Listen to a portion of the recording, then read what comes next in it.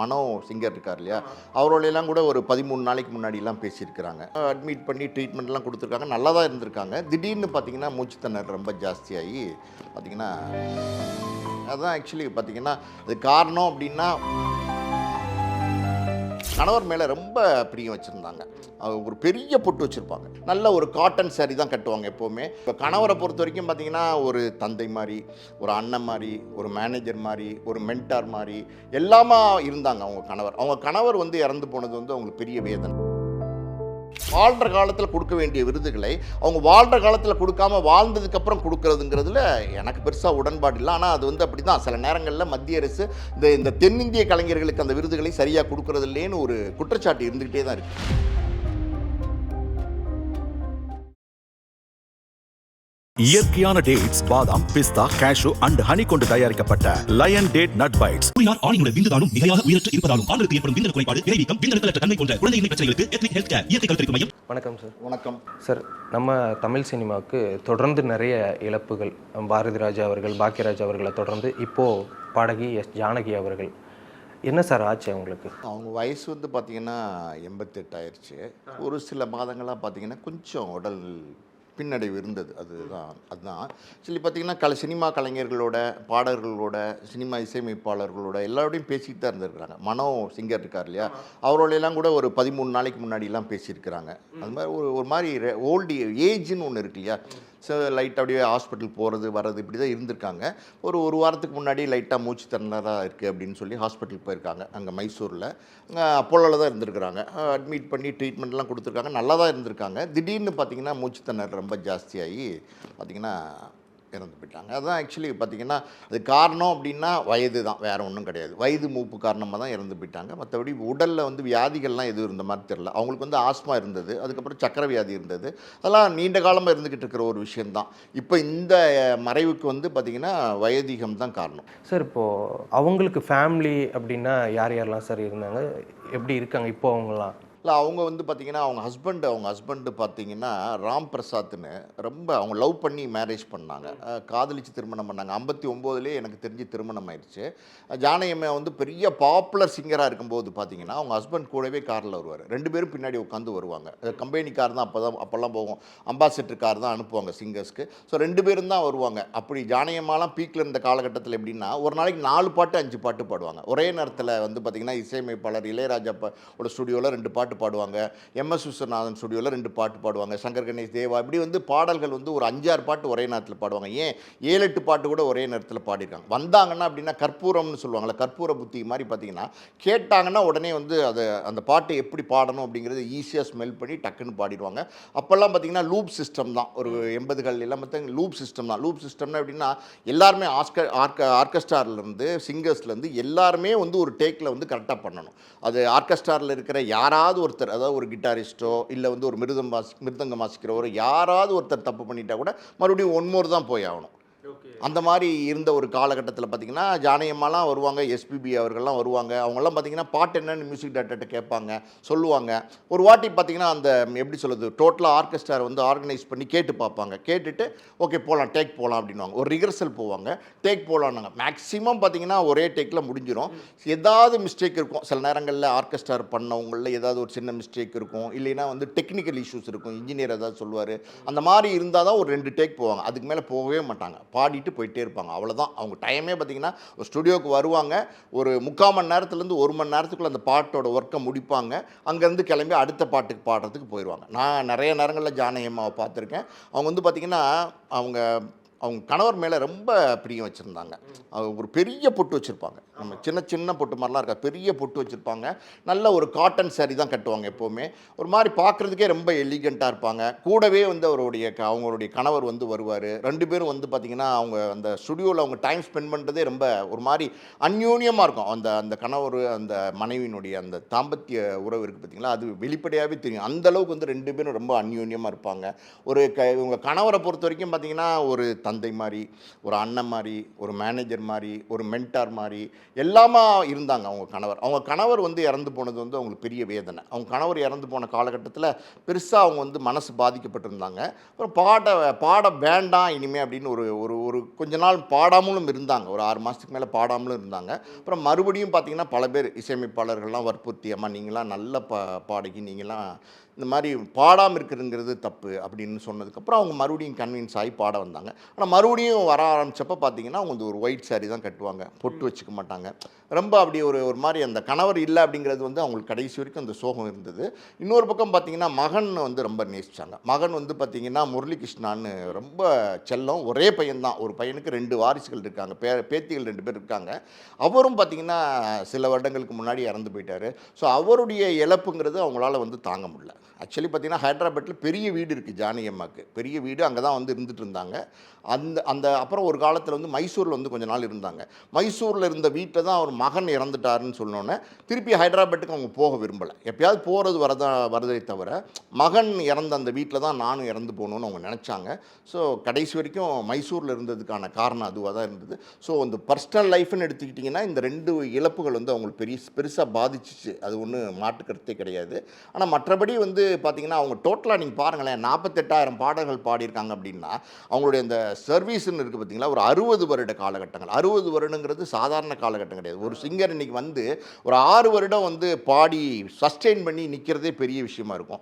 ஏன் இப்போல்லாம் வரவங்கலாம் பார்த்தீங்கன்னா 1-2 பாட்டுகள் 6 மாதத்தோடு கூட வந்து போயிடுறாங்க, ஆளே காணாமல் போயிடுறாங்க. அப்படி இருக்கும்போது ஒரு குரல் வந்து 60 வருஷமாக வந்து மக்களால் ஈர்க்கப்பட்ட குரலாக இருந்திருக்கு. மக்கள் வந்து பெரிதும் ரசித்த ஒரு குரலாக இருந்திருக்கு. தமிழில் மட்டும்தான் பாடினாங்களா அப்படின்னா கிடையாது. தமிழில், ஹிந்தியில், மலையாளத்தில், கன்னடாவில், அதாவது வந்து பார்த்திங்கன்னா பஞ்சாபி லாங்குவேஜில், உருதுவில், ஜெர்மனில், இங்கிலீஷில் 17 லாங்குவேஜில் வந்து பாடியிருக்காங்க.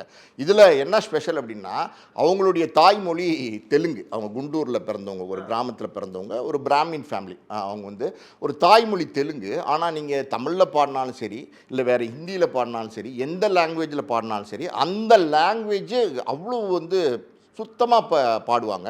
அந்த மக்கள் அவங்க கேட்கும்போது நம்ம ஹிந்தியில் உள்ளவங்க தான் பாடியிருக்கிறாங்க, ஹிந்தி மொழி தெரிஞ்சவங்க தான் பாடியிருக்காங்க. இப்போ பார்த்தீங்கன்னா கன்னடத்தில் ஒரு பாட்டு பாடினா கன்னட மொழி தெரிஞ்சவங்க தான் பாடியிருக்காங்கங்கிற மாதிரி அந்த ஒரு கனெக்டிவிட்டி வந்து எந்த பாட்டை பாடினாலும் அந்த மொழி உங்களுக்கு தெரியாட்ட கூட எழுதி வச்சுப்பாங்க, இங்கிலீஷில் எழுதுவாங்க. எழுதி வச்சுக்கிட்டு பார்த்தீங்கன்னா அவங்க வந்து பாடும்போது அந்த மொழி சார்ந்த மக்கள் கேட்கும்போது இது நம்ம மொழி சார்ந்தவங்க பாடினது அப்படிங்கிற மாதிரி அவங்களோட பாடல் வந்து இருக்கும்.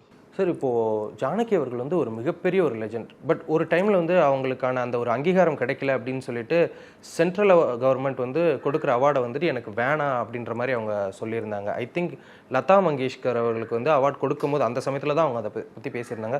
ஸோ இவங்களுக்கான அந்த அங்கீகாரம் கிடைக்கல அப்படின்னு சொல்லிட்டு நீங்கள் நினைக்கிறீங்களா? அவங்க வந்து பார்த்திங்கன்னா 4 நேஷ்னல் அவார்டு வாங்கியிருக்காங்க. நம்ம செந்தூர பூவே அந்த பாட்டுக்கு ஒரு நேஷ்னல் அவார்டு வாங்கியிருக்காங்க. இஞ்சி இடுப்பழகி சாங்கு அந்த பாட்டுக்கு ஒரு நேஷ்னல் அவார்டு வாங்கியிருக்காங்க தமிழில். இன்னும் 2 பாட்டு வந்து வேறு லாங்குவேஜ், இன்னும் 2 பாட்டுக்கு வேறு லாங்குவேஜில் வாங்கியிருக்காங்க. அது இல்லாமல் ஸ்டேட் அவார்டு அப்படின்னு எடுத்துக்கிட்டால் கிட்டத்தட்ட ஒரு 16-17 ஸ்டேட் அவார்டு வாங்கியிருக்கிறாங்க. பல அவார்ட்ஸ் அவங்களுக்கு கிடைக்காத அவார்டே கிடையாது, ஏகப்பட்ட அவார்டு வந்து அவங்களுக்கு கிடைச்சிருக்கு. ஆனால் பார்த்திங்கன்னா மத்திய அரசின் உயரிய விருது வந்து பார்த்திங்கன்னா பத்மபூஷன் விருது. அந்த பத்மபூஷன் விருது வந்து இவங்களுக்கு வந்து 2013 கொடுக்குறாங்க. அவங்க பாட வந்தது எப்படின்னா 1957 வந்து பாட வராங்க. ஸோ 2013 கொடுக்குறாங்க. அந்த 2013 அந்த அவார்டு அவங்க கொடுக்கும்போதே பார்த்தீங்கன்னா கிட்டத்தட்ட ஒரு 45,000-46,000 பாடல்கள் பாடியிருக்கிறாங்க. ஸோ அவங்க வந்து அதை வேண்டான்ட்டாங்க. ஏன் அப்படின்னா அது வந்து அவங்க என்ன சொல்கிறாங்க அப்படின்னா இந்த தென்னிந்திய கலைஞர்களுக்கு வந்து எப்போவுமே வந்து பார்த்திங்கன்னா விருது கொடுக்குறதுல வந்து அவங்க ஓரவஞ்சனை பண்ணுறாங்க, மத்திய அரசு ஓரவஞ்சனை பண்ணுறாங்க. எனக்கெல்லாம் பார்த்திங்கன்னா எப்பயோ இப்போ இந்த அவார்டை வந்து கொடுத்துருக்கணும். பல வருடங்கள் கழித்து எனக்கு இளமையாக இருக்கிறவங்களுக்குலாம் அந்த அவார்டை கொடுத்துட்டாங்க, அதுக்கப்புறம் எனக்கு வந்து இந்த கூப்பிட்டு அவார்டை கொடுக்குறாங்க அப்படிங்கிற மாதிரி அந்த அந்த அந்த விருது வந்து அவங்க வாங்க மறுத்துட்டாங்க. லதா மங்கேஷ்கர்லாம் பார்த்திங்கன்னா நிறைய விருதுகள் கொடுத்துருக்காங்க. ஆனால் இவங்களுக்கு வந்து அந்த விருது வந்து ரொம்ப லேட்டாக கொடுத்தாங்க. ஏன் எனக்கு இவ்வளோ லேட்டாக கொடுக்குறீங்க, என்னை ஏன் வந்து அவ்வளோ முன்னாடியே கௌரவப்படுத்தியிருக்கணும், முன்னாடி கௌரவப்படுத்தாமல் இப்போ ஏன் கொடுக்குறீங்கன்னு சொல்லிட்டு அது வேண்டான்னு சொல்லிட்டாங்க. எனக்கு கொடுத்தா பாரத ரத்னா விருது கொடுங்க அப்படின்னு சொல்லிட்டு வந்திருக்காங்க. அந்த அளவுக்கு வந்து பார்த்திங்கன்னா ஒரு விருது, அது உயரிய விருது இருந்தாலும் பார்த்திங்கன்னா கௌரவம், அதாவது கால நேரத்தில் கொடுக்கல, தாமதப்படுத்தி கொடுத்தாங்க. கொடுக்க வேண்டிய மரியாதை கால நேரத்தில் கிடைக்கலன்னு அது வேணான்னே சொல்லிட்டாங்க. அதெல்லாம் யாருமே சொல்ல மாட்டாங்க. அந்த மாதிரி வேணான்னு தூக்கி போட்டாங்க. பத்மபூஷன் விருதே வேணான்னு தூக்கி போட்டாங்க. சார், இப்போ அவங்க இறந்துட்டாங்க. இதுக்கப்புறம் வந்துட்டு கவர்மெண்ட் வந்து அவங்களுக்கான ஒரு அவார்டு அவார்டு வந்து கொடுக்க போகிறதா பேச்சு அடிபட்டு இருக்கு, நாங்களும் கேள்விப்பட்டோம். அப்படிங்கும்போது இது இவங்களுக்கு மட்டும் இல்லை, நிறைய பேருக்கு வந்துட்டு அவங்க இறந்ததுக்கப்புறம் அந்த அவார்ட் கொடுக்கறது, அதுக்கப்புறம் அங்கீகாரம் கொடுக்கறத வந்து நீங்கள் எப்படி பார்க்குறீங்க? ஏன் இருக்கும்போதே அதை ரெக்கக்னைஸ் பண்ணியிருந்தா எவ்வளோ நல்லா இருந்திருக்கும்?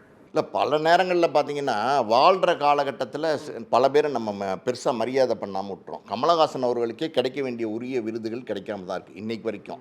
சிவாஜி கணேசன் அவர்களுக்கே கிடைக்க வேண்டிய உரிய விருதுகள் வந்து கிடைக்காமலே இருந்தது அவர் வாழ்கிற காலத்தில். அப்படி இருக்கும்போது வாழ்கிற காலத்தில் சில விருதுகளை கொடுக்கறது தான் அவங்கள கௌரவிக்கிறது. சில விருதுகள்லாம் பார்த்திங்கன்னா காலத்துக்கு அப்புறம் கொடுப்பாங்க, அது மரியாதையாக கொடுப்பாங்க, அது அவங்கள நினைவுபடுத்தி கொடுப்பாங்க. ஆனால் வாழ்கிற காலத்தில் கொடுக்க வேண்டிய விருதுகளை அவங்க வாழ்கிற காலத்தில் கொடுக்காம வாழ்ந்ததுக்கப்புறம் கொடுக்கறதுங்கிறதுல எனக்கு பெருசாக உடன்பாடு இல்லை. ஆனால் அது வந்து அப்படி தான் சில நேரங்களில் மத்திய அரசு இந்த தென்னிந்திய கலைஞர்களுக்கு அந்த விருதுகளை சரியாக கொடுக்கறது இல்லைன்னு ஒரு குற்றச்சாட்டு இருந்துக்கிட்டே தான் இருக்குது. சார், இப்போ அவங்களோட அந்த ஒரு டேலண்ட் இருக்குல்ல சார், அதாவது வந்துட்டு கிட்டத்தட்ட 6 ஜென்ரேஷன் 60 வருஷமாக அவங்க வந்து பாடிக்கிட்டு இருக்காங்க.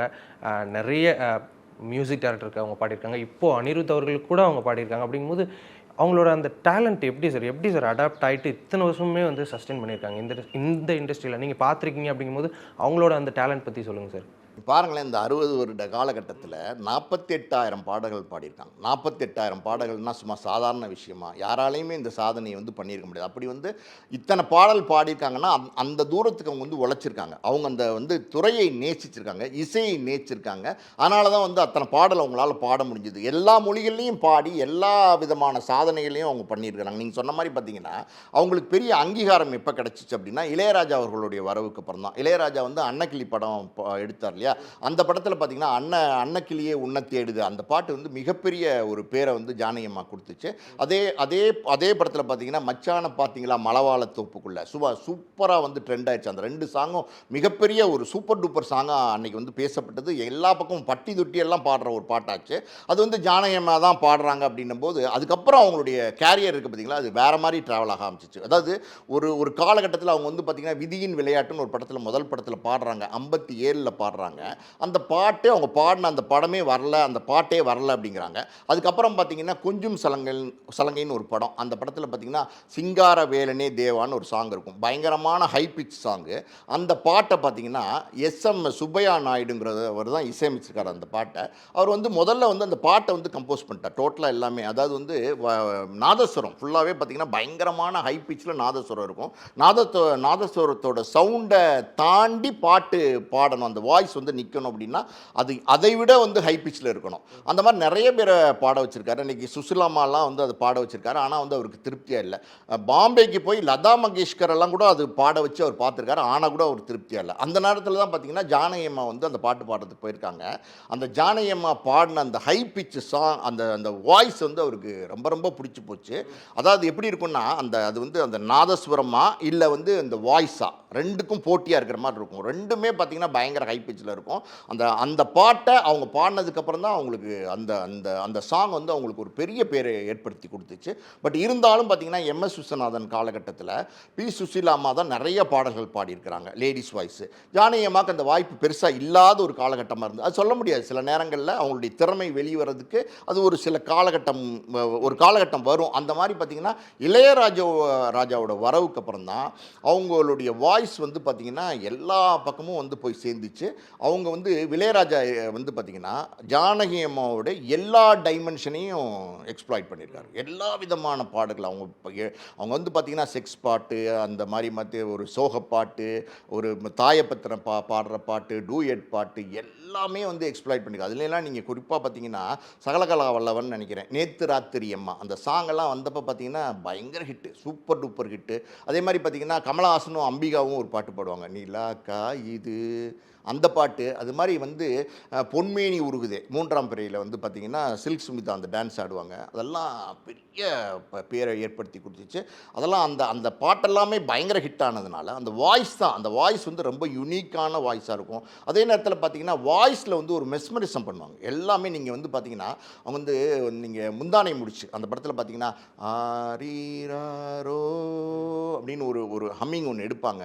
அந்த ஹம்மிங் எல்லாம் போய் கேட்டு பாருங்கள், யாராலையுமே அந்த மாதிரி ஹம்மிங் ஹம்மிங் எடுக்க முடியாது. இப்படியெல்லாம் வந்து வித்தியாசமாக ஒரு ஹம்மிங் எடுக்க முடியுமா அப்படின்னா எடுக்க முடியும் அப்படின்னு அவங்க பாடியிருக்காங்க. அவங்க வாய்ஸில் வந்து நிறைய விதமான டைமென்ஷனில் பாடியிருக்காங்க. அது ஒரு ஆண் குரலில் அவங்க பாடியிருக்காங்க. ஒரு படம், அதாவது நெஞ்சத்துக்கு இல்லாதங்கிற ஒரு படத்தில் என் மம்மி பேர் மாரி அப்படின்னு ஒரு சாங்கு, அது வந்து இவங்க பாடியிருக்காங்க, அது ஆண் குரலில் பாடியிருக்காங்க. அது இவங்க தான் பாடினாங்கன்னு யாருக்குமே தெரியாது. முழுசாக ஒரு ஆண் பாடினா எப்படி இருக்குமோ அப்படி வந்து வாய்ஸில் பாடியிருப்பாங்க. இன்னொரு பக்கம் பார்த்தீங்கன்னா ஒரு 5 வயசு பையன், 5-6 வயசு பையன், அந்த இந்த படம் மௌன கீதங்கள்ன்ற படத்தில் பார்த்தீங்கன்னா அந்த சின்ன பையன் பாடுவான், daddy daddy oh my daddy, அந்த வாய்ஸ் வந்து ஜானகி அம்மா தான் பாடியிருக்காங்க. ஸோ ஜானகி அம்மா வந்து பார்த்திங்கன்னா இன்னொரு பக்கம் பார்த்திங்கன்னா ராஜாவின் பார்வையிலே ராணி உன் பக்கம்னு ஒரு பாட்டு இருக்குது, அன்பே வாழ, எம்ஜிஆர் பாடின பாட்டு. அந்த பாட்டை பாடினது ரியலாக பாடினது பார்த்திங்கன்னா பி சுசீலா அம்மாவும் டிஎம் சவுந்தரராஜனும் பாடியிருப்பாங்க. ஒரு மேடை இசை கச்சேரி நிறைய போயிட்டு இருந்தாங்கல்ல, இசை கச்சேரி ஒரு கச்சேரியில் போகும்போது ஜானகி அம்மா பி சுசீலா அம்மா 2 பேருமே வந்து பாடுறாங்க ஒரு பாட்டை. அப்போ வந்து ஜானகி அம்மா சொல்கிறாங்க, கொஞ்ச நேரம் வந்து பார்த்திங்கன்னா நான் வந்து சுசீலாவோட லவ்வராக மாற போகிறேன் அப்படிங்கிறாங்க. யாருக்குமே ஒன்றுமே புரியல. சுசீலாம்மா பக்கத்தில் நிற்கிறாங்க. சுசீலாம்மாவுமே லைட்டாக வெட்கப்பட்டு சிரிக்கிறாங்க. என்ன அப்படின்னா அவங்க வந்து அந்த ராஜாவின் பார்வையிலே ராணி உன் பக்கம் அந்த சாங் இருக்கு இல்லையா, அந்த சாங்கில் சுசீலாம்மாவோட வாய்ஸு அதை அவங்க பாடுறாங்க, லேடிஸ் வாய்ஸ் அவங்க பாடுறாங்க. மெயில் வாய்ஸ் டிஎம் சவுந்தரராஜன் பாடினார்ல, அந்த மெயில் வாய்ஸை வந்து பார்த்திங்கன்னா ஜானகி அம்மா பாடுறாங்க, மேடையிலே பாடுறாங்க. மெயில் வாய்ஸ் ஜானகி அம்மாவும் ஃபீமேல் வாய்ஸ் சுசீலா அம்மாவும் பாடுறாங்க. பயங்கர ப்ளஸ். அந்த அரங்கத்தில் பார்த்தீங்கன்னா எஸ்பிபிலேருந்து பல பேர் இருப்பாங்க. எல்லாரும் பயங்கரமாக என்ஜாய் பண்ணி ரசித்தாங்க. அந்த மாதிரி வாய்ஸில் வந்து வித்தியாசம் காட்டுறது, அதே நேரத்தில் பாடல்கள்லேயே பார்த்தீங்கன்னா மூச்சு வாங்குற மாதிரி வந்து பாடலுக்கு நடுவில் மூச்சு வாங்குற மாதிரி பேசுவாங்க, பாடலுக்கு நடுவில் வந்து வசனம் வந்து பேசுவாங்க. நிறைய அவங்க பண்ணி, அது நீங்கள் வந்து சின்ன சின்ன வேலைகள், அதாவது சினிமாவில் எப்படி சொல்லலாம்னா நகுசு வேலைன்னு சொல்லுவாங்க. நீங்கள் அப்படியே ஒரு மாதிரி கிளாமரான சாங் பாடும்போது லைட்டாக அந்த சின்னுங்கள்லாம் இருக்குல்ல, முக்கள் முனங்கள் சின்னுங்கள்னு சொல்லுவாங்கள்ல, அதெல்லாம் அப்பா அவங்கள மாதிரி கொடுக்கவே முடியாது. அது மட்டும் சொன்னால் மட்டும் போதும். அது வந்து அம்மா இந்த சாங் இப்படிப்பட்ட சாங் ஒன்றுமே சொல்ல வேண்டாம், அந்த மாதிரி ஒரு சாங்குமா, இந்த மூடு வந்து கொஞ்சம் இருக்கணும், கொஞ்சம் அது அங்கங்கே பார்த்துக்குங்கம்மா அப்படின்னு சொல்லிட்டா போதும். எங்கே கொடுக்கணும் அதான் ரொம்ப முக்கியம். எங்கே கொடுக்கணும், எந்த இடத்துல கொடுக்கணும் அப்படிங்கிறத அந்த அந்த அந்த டைமிங் தெரிஞ்சு அந்தந்த இடத்துல வந்து கரெக்டாக அந்த மாதிரி சவுண்ட்ஸ் கொடுப்பாங்க. அதே மாதிரி பார்த்தீங்கன்னா சிரிக்கிறது, பாட்டிலே வந்து சிரிக்கிறது, அவங்க அதான் சொல்கிறேன்ல, அவங்க பண்ண சாதனைகள்லாம் யாராலையுமே பண்ண முடியாது. இன்னொரு பாட்டு இருக்குது, அதாவது வறுமை நிறம் சிகப்புன்னு ஒரு படத்தில் கமலஹாசன் ஸ்ரீதேவி நடிச்சிருப்பாங்க, பாலச்சந்தர் சார் டைரக்ஷனு. அந்த படத்தில் ஒரு சாங் இருக்கும், அதாவது சிப்பி இருக்கு முத்தும் இருக்கு திறந்து பார்க்க நேரமில் நடிரா சாத்தி அப்படின்னு ஒரு பாட்டு இருக்குது. அதில் வந்து ஜானகி அம்மா பாடியிருப்பாங்க. ஆனால் பாட்டு வரிகளை அவங்க பாட மாட்டாங்க. அவங்க என்ன ஹம்மிங் தான் பண்ணுவாங்க. அவங்க சொல்லுவாங்க, நான் மெட்டு போடுறேன், ஸ்ரீதேவி சொல்கிற மாதிரி இருக்கும் கமலஹாசன், நான் மெட்டு போட்டால் நீங்கள் பாட முடியுமா அப்படின்னா அந்த மெட்டை வந்து இவங்க பாடுவாங்க, தன்னன தன்னன தானன தன்னானா அப்படின்வாங்க. உடனே அவர் வந்து சிப்பி இருக்குது முத்தும் இருக்குது திறந்து பார்க்க நேரமில் நடி ராசாத்தி, அந்த பாட்டு ஃபுல்லாகவே பார்த்தீங்கன்னா ஹம்மிங் தான் இருக்கும். ஸோ நிறைய அதான் அவங்களுடைய அதான் சொல்கிறேன், 48,000 பாடல்களில் இது கடலை விட ஆழமா அப்படின்னு தெரியல. அத்தனை பாடல்கள் பாடியிருக்கும் போது நீங்கள் எந்த பாட்டை நல்ல பாட்டுன்னு சொல்வீங்க, எந்த பாட்டை நீங்கள் போய் சொல்வீங்க? நீங்கள் எல்லா வெரைட்டி பாட்டும் பாடியிருக்காங்க. அதாவது இந்த புது நெல்லு புது நாட்டில் ஒரு பாட்டு, கருத்த மச்சான் கண்ணுக்குள்ளே எண்ணத்தை வச்சா, அந்த பாட்டை கேட்கும் போதே பாருங்களேன் உங்களுக்குள்ளே ஒரு ஃபீல் வரும், லவ் ஃபீல் வரும். அந்த மாதிரி அவங்க பாடியிருப்பாங்க. அதே மாதிரி பார்த்தீங்கன்னா நெஞ்சினிலே ஏஆர் ரஹ்மான் மியூசிக்கில் அந்த சாங்கெல்லாம் பார்த்தீங்கன்னா பயங்கரமான சூப்பர் டூப்பர் ஹிட்டு. இந்த செந்தூர பூவேன்னு ஒரு பாட்டு சொன்னேன்ல, செந்தூர பூவே அது வந்து பயங்கர ஹை பிச் பாட்டு. அதெல்லாம் வந்து எல்லாராலையும் வந்து எடுத்துட முடியாது. ஹை பிச்லேயும் பாடுவாங்க, லோ பிச்லேயும் பாடுவாங்க. அதே மாதிரி பார்த்தீங்கன்னா பலவிதமான வாய்ஸ், நான் சொன்ன மாதிரி பார்த்தீங்கன்னா பலவிதமான வாய்ஸு, பலவிதமான ஜிம்பிக்ஸு, பலவிதமான மேஜிக்கு. ஒரு பாடல் அப்படின்னா வந்து ஃப்ளாட்டாக பாட மாட்டாங்க. ஒரு பாடலை வந்து பார்த்திங்கன்னா அப்படியே வந்து அவங்களுடைய பேட்டர்ன் அவங்க அப்படியே இந்த பாட்டை வந்து சூப்பர் அதகலம் பண்ணிட்டு போயிடுவாங்க. இன்னும் அவ்வளோ பிரமாதமாக பாடல்கள் அவங்களுடைய. இப்போ நிறைய பாடல்கள் நீங்கள் பார்த்துருப்பீங்க, மேடை கச்சேரிகள்லாம் நம்ம பார்த்துருக்கோம். அந்த பாடல்களை பாடக்கூடிய அந்த சிங்கர்ஸ் இருக்காங்கல்ல, அவங்க வந்து பார்த்திங்கன்னா டான்ஸ் மூவ்மெண்ட் பண்ணுவாங்க.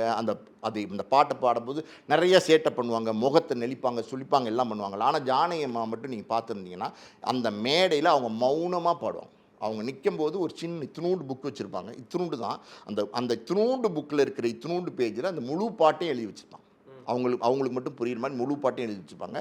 கையில் வந்து ரைட் ஹேண்டில் ஒரு கச்சீஃப் வச்சுப்பாங்க, லெஃப்ட் ஹேண்டில் இந்த புக்கை அப்படி வச்சுக்கிட்டு அசைவே இருக்காதுங்க. அசைவே இருக்காது. நீங்கள் பார்த்துருப்பீங்க, அசைவே இருக்காது. அவங்கவா பாடிக்கிட்டே இருப்பாங்க அந்த பாட்டை. ஆனால் அந்த பாட்டில் என்னென்ன ரசனை வரணுமோ, என்னென்ன சுவை இருக்கணுமோ, என்னென்ன பரிமாணங்களை கொண்டு வரணுமோ எல்லாமே வந்து பார்த்திங்கன்னா குரல்களில் வரும். ஆனால் அவங்கக்கிட்ட முகபாவத்தில் பெருசாக ரியாக்ஷனே இருக்காது. ஆனால் நீங்கள் பல பாடல்களில் பார்த்தீங்கன்னா அவங்கள்ட்ட முகபாவத்தில் வந்து ரியாக்ஷன் இருக்கும். அது ஜானகி அம்மாவோட யூனிக் ஸ்டைல். அது நிறைய பேர் நோட் பண்ணியிருப்பாங்க. அதை வந்து அதே மாதிரி பார்த்தீங்கன்னா ஒரு சில பாடகர்கள் வந்து பார்த்திங்கன்னா பெருசாக சினிமா மாதிரி துறையில் வந்து பிரபலமாகாத ஒரு சூழல் வரும். அதுக்கு காரணம் என்ன அப்படின்னா, இவங்க 48,000 பாடல்கள் பாடியிருக்காங்க அப்படின்னா அது காரணம் என்னென்னா எல்லாருடைய வாய்ஸ்க்கும் பாட முடியும் இவங்களால.